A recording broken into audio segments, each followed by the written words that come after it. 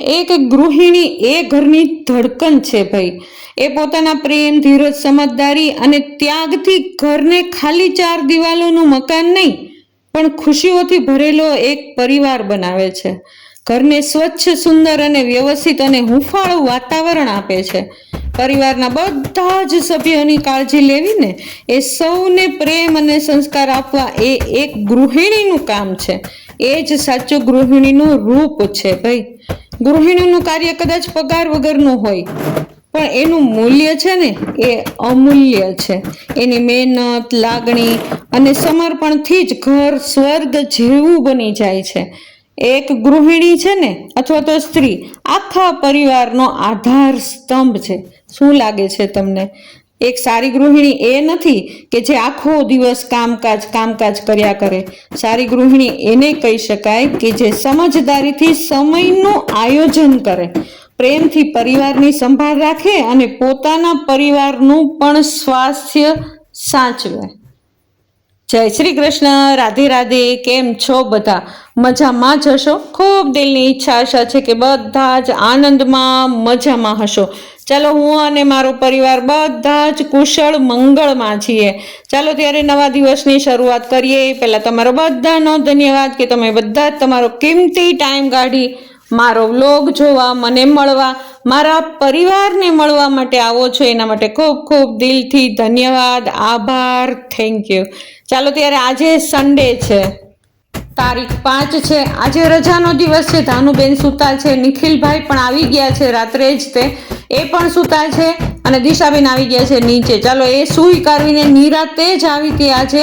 એને બહુ વહેલી ઉઠીને નથી આવી પણ જો આવતા વેત જ એણે કામ સંભાળી લીધું છે. એને એક સ્વસ્થ ગૃહિણીનું કામ દિશાએ એટલું સરસ મજાનું સંભાળ્યું છે ને કે ન પૂછો વાત. સાક્ષી જ્યારે ગઈ હતી ને, દ્વારકા જતી હતી ને, ત્યારે મને એમ થતું હતું કે કેવી રીતે થશે. જો કે સાક્ષી 21 દિવસ એના મમ્મી પપ્પાને ઘરે રોકાઈ આવી ત્યારે પણ કોઈ જાતની અડચણ નહોતી આવી અને અત્યારે 2-3 દિવસનો જ સવાલ છે ખાલી, તો અત્યારે પણ કોઈ પણ જાતનો તકલીફ થવાની નથી. પણ છતાં પણ હું દિશાને કીધા રાખું, હો ભાઈ, કે તું તારું શરીર સાચવ છે બેટા. બહુ એટલું બધું નહીં કરવાનું કે જે આપણું શરીર આ બધું કામ એના ઉપર હાવી થઈ જાય. એટલે દિશા કે મમ્મી તમે જરી કે ચિંતા નહીં કરતો, મારાથી જેટલું થશે ને એટલું જ હું કામ કરીશ. જો મને એવું લાગશે ને તો હું મારું કામ છોડી દઈશ. એટલે મેં દિશાને કીધું ચાલ હું તને કચરો કાઢી દઉં અને તું પોતું કરી લે, અથવા તો હું પોતું કરી લઉં, તું કચરો કાઢી લે. એટલે દિશા કહે છે નહીં મમ્મી, તમે છે ને આજે રસોઈ કરી નાખો. કદાચ મારે મોડું થઈ જાય તો તમે રસોઈ કરી નાખો. હું જ્યાં સુધી સફાઈ કરું ત્યાં સુધીમાં તમારે રસોઈ પણ થઈ જાય.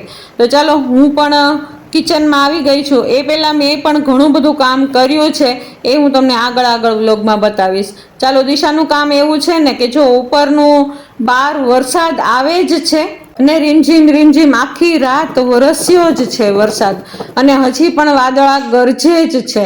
તો ચાલો હું પણ આવી ગઈ છું બહાર ફળિયાની અંદર.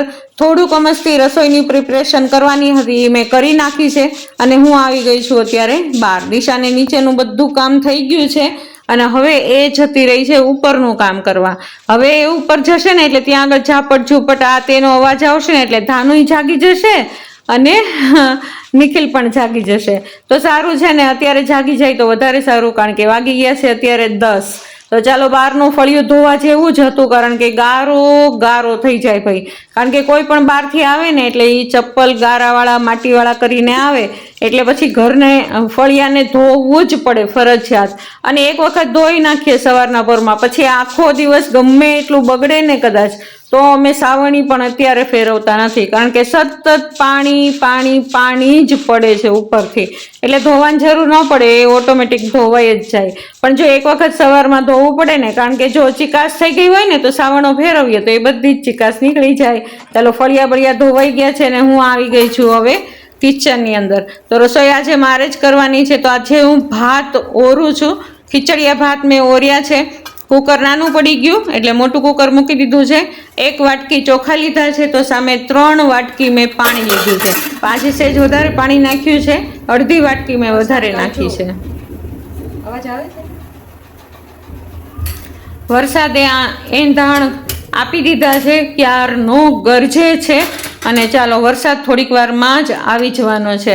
એને ફળિયા વળિયા બધું વળાઈ ગયું છે, બહારનું બધું કામ થઈ ગયું છે. હવે આવી ગયા છે કિચનમાં.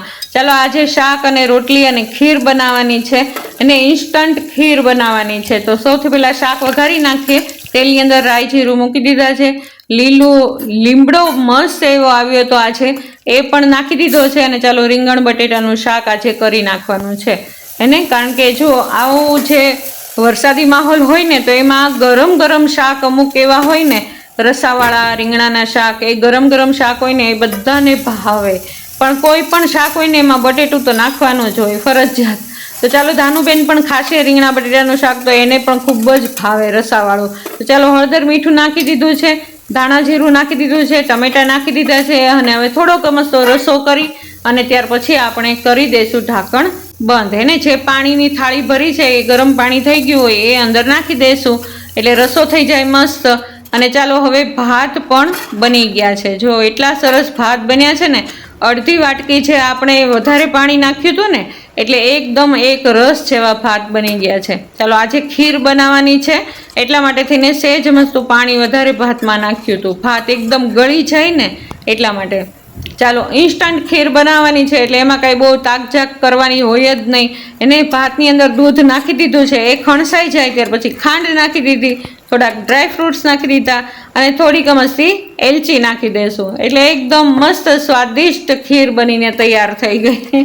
એને ક્યારેક મન થઈ જાય ને કંઈક બનાવવાનું તો આવી રીતે બનાવી લેવાનું ભાઈ. અમસ્તા પણ દિશાબેન જોબ ઉપર લાગ્યા છે, એને 2 દિવસથી કાંઈ ટાઈમ નહોતો મળતો, પણ આજે રસોઈ જ ખાલી મારે કરવાની હતી, બીજું બધું કાંઈ વધારાનું કામ તો કરવાનું નથી. એટલા માટે મેં આજે ખીર જ બનાવી નાખી, બધાના ગળા મોઢા થાય ને એટલા માટે થઈને. ચાલો ત્યારે સરસ મજાનું શાક બનીને રેડી થઈ ગયું છે અત્યારે. તો સૌથી પહેલાં ધાનુબેન માટે થઈને કાઢી લઈએ. જો ધાનુબેનને રસો વધારે જોઈએ, કારણ કે રોટલી ચોળીને ખાય, દાદીમાં બની જાય જમવા સમયે તો એને ચાલો ચટણી ગઈ ખાલી બાકી છે મસાલાની અંદર, તો ચટણી નાખી દીધી છે અને થોડીક વાર માટે ઉકળવા દઈએ એટલે ચટણી પણ પાકી જાય. અને ઉપર નાખી દઈએ લીંબુ. એને ધાનુના શાકમાં પણ નાખી દઈએ અને બાકી બધાના શાકમાં લીંબુ નાખી દઈશું અને ભરીને કોથમીર નાખી દઈશું. શાક બની જાય એકદમ મસ્ત ટેસ્ટી. ગરમા ગરમ જો શાક જમવા બેસી જાય ને તો મજા જ આવી જાય બધાને. અનરા ધાર આવી ગયો, અને અમારે આ એક મશીન બહાર છે ને એ બહુ બીક લાગે, અને એના ઉપર પાણી પડે ને ધ્યાન રાખવું પડે. હા દિશાબેન, કેવો વરસાદ છે?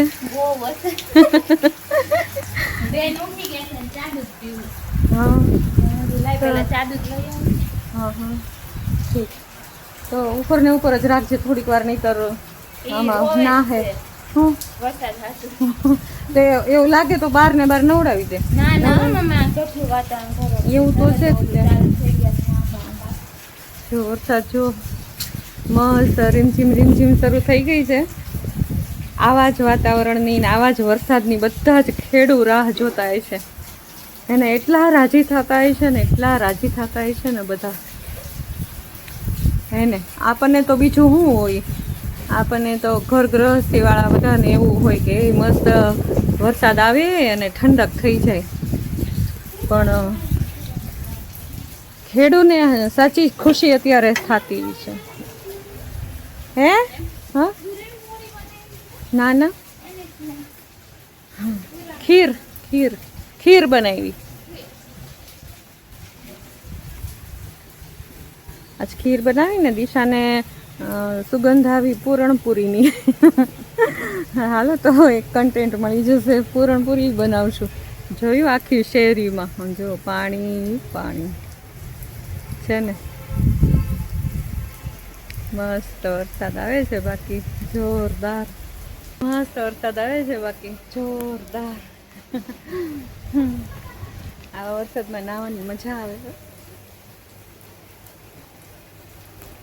આને છે ને આપણે ખુલ્લું મૂકી દઈએ અત્યારે. ચપ્પલ નથી પહેર્યા મેં. જો ને અહીંયા આવી ગઈ. ખુલ્લું મૂકી દઈએ ને તો વરસાદના છાંટા પડે અંદર.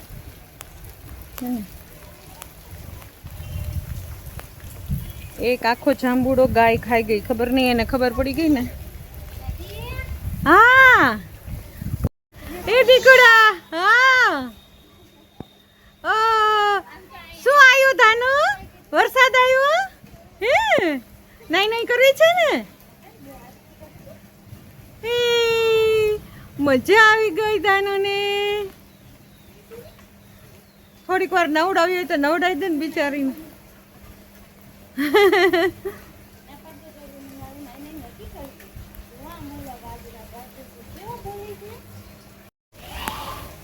ચાલો વરસાદ એકદમ મસ્ત આવે છે અને મન નથી થતું ઘરમાં જવાનું.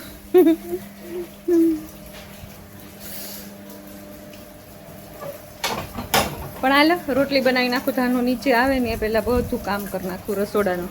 કારણ કે ધાનું છે ને રસોઈ કરવા જ ન દે. એમ કે ચાલતાથી બહાર. એમાંય વરસાદ આવી જાય ને ત્યાર પછી તો બેન નહીં. ચલો લોટ બંધાઈ ગયો છે રોટલીનો. શાક થઈ ગયું છે.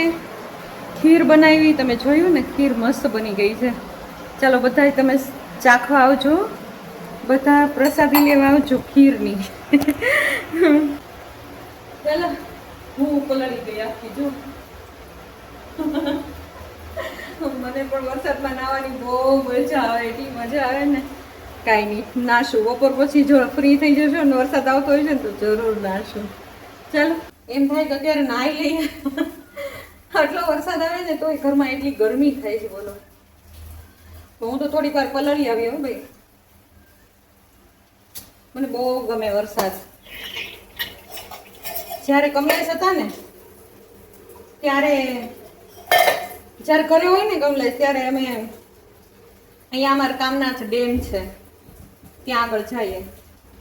નાહીએ તે અને વરસાદની મોજ લઈએ. એકદમ મસ્ત ખૂબ મજા આવે હો ભાઈ. આવું વાતાવરણ આવે ને ત્યારે મને કમલેશની બહુ યાદ આવે. જોકે કમલેશ હંમેશા મારી સાથે જ છે. એ ક્યાંય નથી જવાના મારાથી દૂર. મને ભરોસો જ છે. એ મને મૂકે એમ નથી, હું એને મૂકવું એમ નથી. આ એક સમયગાળો એવો છે કે અમારે એકલા કાઢવાનો છે. પણ વાતાવરણ બહુ મસ્ત થઈ ગયું છે ભાઈ. અત્યારે વાગ્યા છે 11:15 અને રોટલી કરી નાખો કારણ કે નિખિલ હજી નાસ્તોય નથી કર્યો. એટલે હવે એને નાસ્તો કરવા નથી દેવો. હવે એને સીધો જમાડી જ દેવો છે. નિખિલ આવ્યો રાતે લગભગ 11:15 વાગે આવ્યો. છેલ્લી બસ હોય ને રાજકોટની એમાં આવ્યો.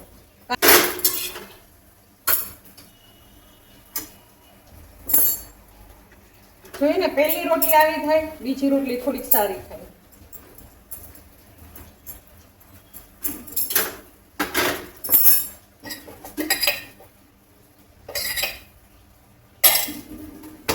ધાનો બેન નીચે આવે ને એટલે જમાડી જ દઈએ સીધા.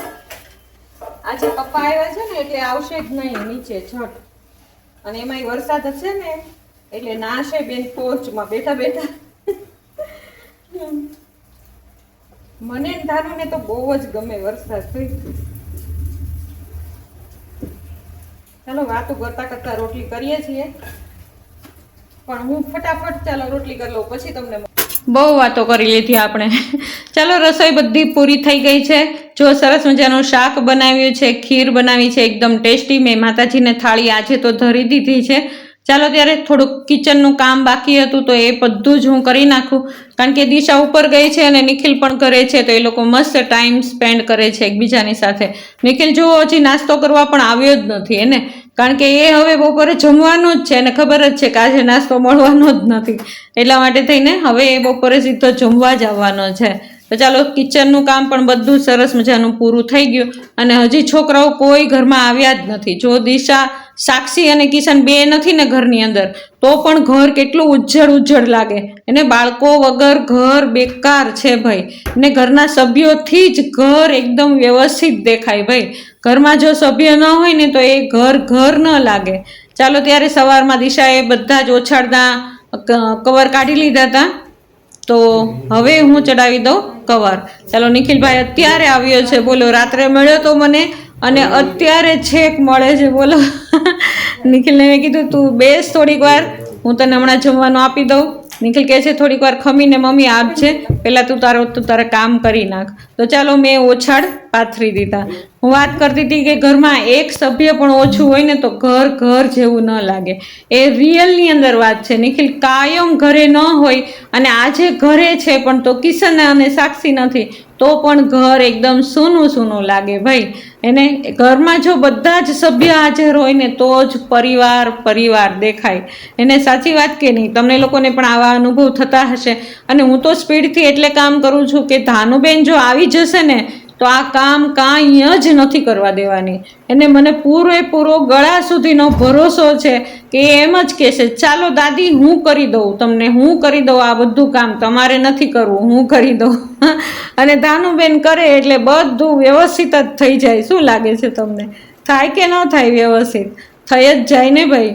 ચાલો ત્યારે મેં બધા જ ઓછાડ, બંને સેટીના ઓછાડ મસ્ત પાથરી દીધા. એને આ એકદમ હમણાં ઠંડી જેવું વાતાવરણ છે ને એટલે આ બંને સેટીઓ ભેગી રાખી છે.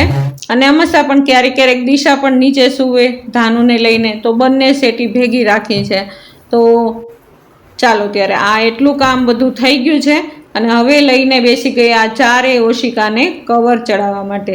નિખિલ અત્યારે મારી રાહ જોઈને બેઠો છે કે મમ્મી તું આવ ને પછી જ જમીશ.